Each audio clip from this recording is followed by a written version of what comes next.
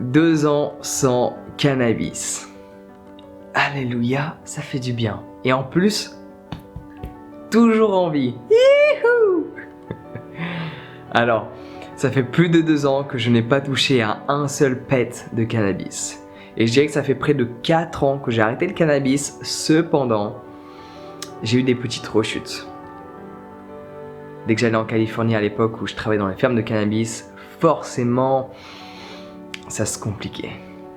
Et quand je rentrais sur Paris, à la fin de chacun de mes voyages, je revenais sur des anciennes habitudes parce que je fréquentais certaines personnes que j'avais pour habitude de fréquenter quand je consommais du cannabis. Et je retombais dans ce cercle-là jusqu'au moment où je repartais et je retrouvais ma nouvelle vie.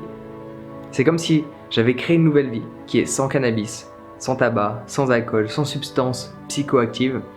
Et dès que je revenais sur Paris, je reprenais mon ancienne vie. Et dès que je repartais, je retrouvais ma nouvelle vie. Mais maintenant, même en revenant sur Paris, ça fait plus de 2 ans et demi. C'est comme quand on grandit et qu'on est petit. J'ai 2 ans et demi. Donc ça fait 2 ans et demi exactement que je n'ai pas touché à un seul pet. Je dirais même pas une taf, non. Et dans mon environnement, la chose qui est extraordinaire, c'est que la première année, il y avait toujours des gens dans mon cadre social que je pouvais retrouver qui fumaient. Ça me dérangeait pas.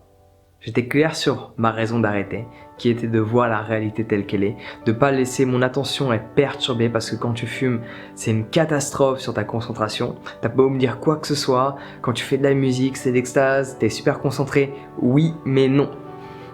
Il y a certaines choses qu'on peut remettre en question parce qu'on est tous différents, on est d'accord là-dessus. Mais il y a certaines choses qui sont reliées au cerveau humain et on a tous le même fonctionnement. C'est comme fumer un pet le soir avant de se coucher. Les gens vont dire c'est pas grave, c'est pas dramatique, ça m'aide à m'endormir. Oui, mais non. C'est ce que tu penses. Ça peut t'aider à t'endormir, mais tu ne dors pas quand tu fumes un pet le soir. Et là, tu peux me contredire, tu peux dire non mais moi je me suis bien endormi, je me suis bien réveillé. C'est faux. Le cannabis t'empêche la sécrétion de mélatonine. C'est véridique et ça dépend pas d'un individu, ça dépend du cerveau humain, de la manière dont il est constitué. Et si ton cerveau ne sécrète pas de la mélatonine, tu vas pas vraiment rentrer dans les phases de sommeil, notamment la phase profonde. C'est pour ça que quand tu te réveilles, généralement que tu as fumé un pet le soir, tu comprends pas ce qui se passe. Ah, faut que j'aille bosser. Oui, ça m'arrivait. Donc plus de 2 ans sans fumer de cannabis et honnêtement, ma vie n'a jamais été aussi belle. Émotionnellement parlant, relationnellement parlant, financièrement parlant, tout va mieux depuis que j'ai arrêté. Pourquoi ? Parce que cela perturbe ta concentration. Et quand tu n'es pas concentré, comment veux-tu développer tes relations ? Parce que quand une personne te parle, tu penses qu'à une chose, c'est à répondre à ce qu'elle te dit. Mais quand tu ne fumes pas et que tu échanges la fumette contre de la méditation, à ce moment-là, tu peux pleinement être concentré sur ce que cette personne te dit. Et là, tu vas développer tes relations parce que la personne va ressentir que tu es à son écoute et que tu n'es pas là uniquement pour dire ce que tu as envie de raconter. Ça va améliorer également ta forme physique parce que tu vas faire plus de sport. Je sais, il y a pas mal de personnes qui font du sport, qui fument. Mais les gens, ils ont tendance toujours à prendre des exemples qui ne les aident pas à changer leurs mauvaises habitudes. C'est vrai, hein ? On va toujours prendre des exemples... Non, la plupart des gens qui font du sport ne fument pas de cannabis. Point. Du moins de haut niveau, je parle. Je parle pas du sport le dimanche, qui vont à la salle et qui ont toujours 4-5 brûlés qui traînent en bas. Non, je parle des gens qui font du sport à haut niveau et qui fument du cannabis. La réponse est non. Pourquoi ? Parce que cela affecte tes compétences. Au niveau de la mémoire, c'est indiscutable. Ça perturbe ta mémoire parce que ça perturbe ton attention. Et pour retenir quelque chose, il faut que tu mélanges ton attention avec le temps que tu y passes. Donc on ne peut pas contredire ça non plus.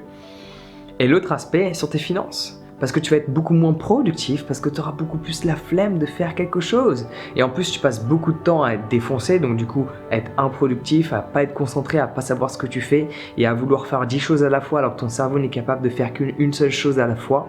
Mais tu crois fermement que peut-être, tu sais, quand t'es foncé, tu dis « Ouais, non, mais moi je peux faire tout ça en même temps. » Oui, mais non. Parce que ton attention, elle se déplace sur une chose, puis l'autre. Et quand t'es fonce-dé, ce que tu fais, c'est ce qu'on appelle le monkey mind. Le jour où j'ai voulu être maître de ma propre destinée, le jour où j'ai voulu décider de ce que ma vie allait être faite, je me suis dit, ok Jean, prends conscience de qui tu es quand tu fumes. ton comportement, ton attitude, ta manière de parler, ton charisme. Alors, mon charisme, quand je fumais, il n'était pas trop présent tout court en fait. Donc j'avais pas besoin de le comparer, il était inexistant. Maintenant, j'ai du charisme et les gens le ressentent. Par rapport à l'énergie que je dégage, étant donné que j'ai une pratique matinale. Yoga, méditation, reconnaissance. Les gens me disent, parfois dans les vidéos, on dirait que t'es foncé. Ouais, oui et non. Oui et non. C'est toujours oui et non en fait. C'est pas forcément black and white. Parfois ça l'est, parfois cela ne l'est pas. Oui et non, pourquoi? Parce que j'arrive à être défoncé en respirant de l'air. C'est génial, ça coûte moins cher. C'est surtout que je me sens bien. Et les gens qui pensent que je suis défoncé ne réalisent même pas la clarté que j'ai dans mon esprit. J'arrive à percevoir des choses que la plupart des gens ne perçoivent pas. Et je te parle pas de choses illusoires que tu vas entendre dans certains films ou certains romans. Je te parle de percevoir la réalité telle qu'elle est et non pas l'image que j'ai de cette réalité.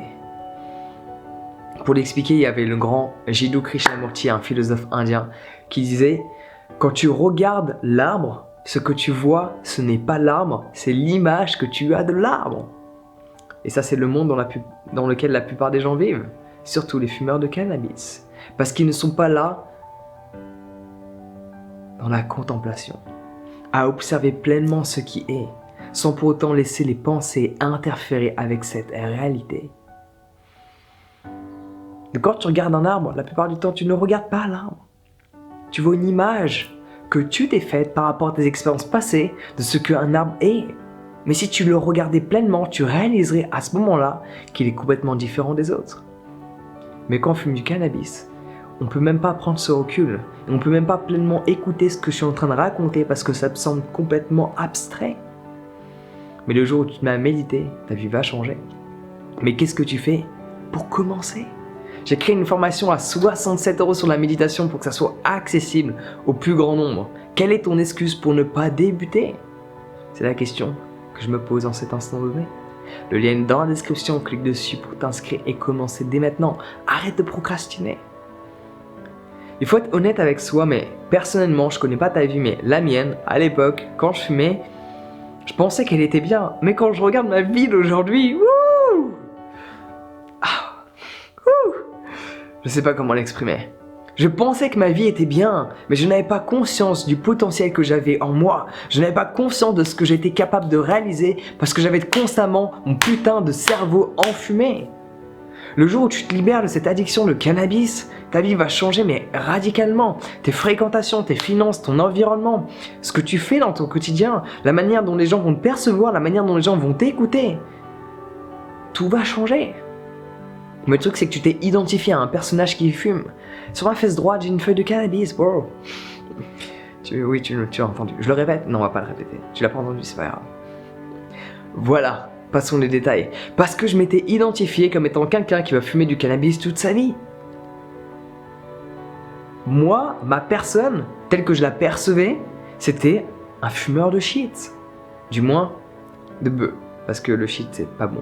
D'ailleurs, je sais même pas comment on fait pour fumer ça, étant donné que shit, en traduction, ça veut dire merde.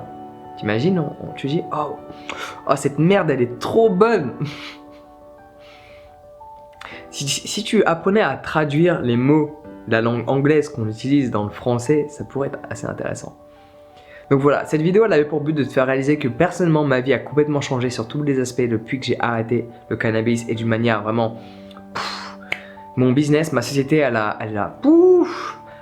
à partir du moment où j'ai commencé à arrêter, ça a vraiment commencé à prendre de l'ampleur parce que j'étais pleinement focalisé sur ce que je faisais. Mes vidéos sont de meilleure qualité. Je peux parler pendant des heures. Si tu veux, on fait en sorte que cette vidéo elle dure 1 heure.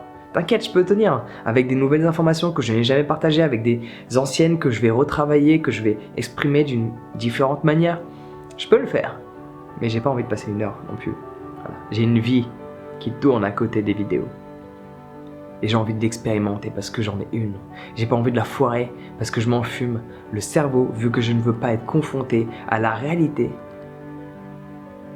qui est en face de mes yeux.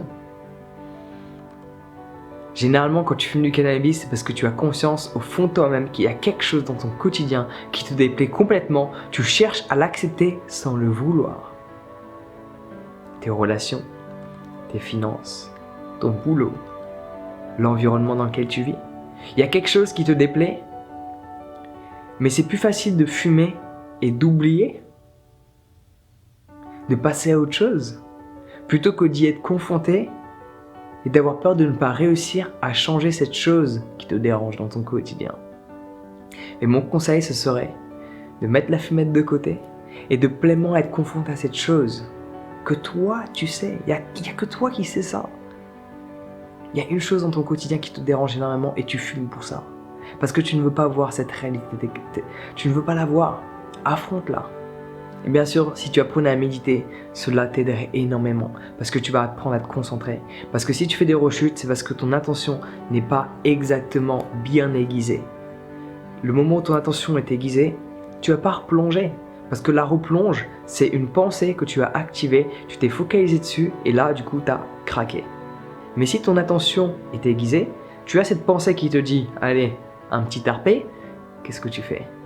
Tu switches ton attention ailleurs, l'envie s'en va et là, tu peux continuer sur cette lancée dans laquelle tu es. Donc si tu veux en savoir plus sur la méditation, le lien est dans la description, ça vaut la peine, regarde les témoignages, tu vas voir que... Enfin, quelle est ton excuse pour pas commencer? Il m'a fallu des dizaines et des dizaines et des dizaines, enfin si ce n'est pas des centaines d'heures avec tout le travail qu'il y avait derrière, avec le site et tout ça, des centaines d'heures pour créer cette formation. Elle est à seulement 67 € et va te permettre de te libérer de toutes les addictions, quelles qu'elles soient. Parce que la méditation, c'est reprendre le contrôle de son mental. Et quand tu es addict, c'est parce que ton mental te contrôle. Donc si tu veux reprendre le contrôle aujourd'hui, inscris-toi à présent. Sur ce, prends soin de toi, passe une bonne journée et à bientôt. Youhou! Ça c'est le son d'un mec qui a pas fumé depuis 2 ans. 2 ans et demi. Passe une bonne journée.